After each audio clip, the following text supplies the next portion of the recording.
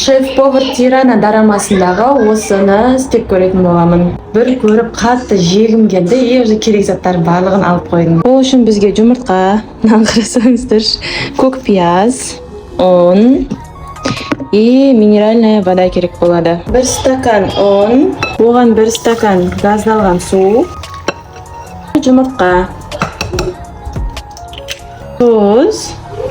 Осы сұйықтығымызды жақсылап бір келкі болғанша араластырамыз. Дайын. Бір бокалға тағы 2 жұмыртқа жарамыз. Май құямыз. Бисмилла. Енді осының үстіне мына сұйықтығымызды құямыз. Жоқ қоямыз. Мынаны аудару керек. Бисмилла. Қалған жұмыртқаны да бетіне құямыз деп. Жап қоямыз. Иісі деген енді мұрынды жарып бара тұр. Күшті болып тұрған.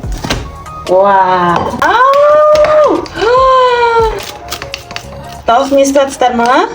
Қосып жеуге болатын барлық нәрсені дайындадым. Енді дәмін көрейік.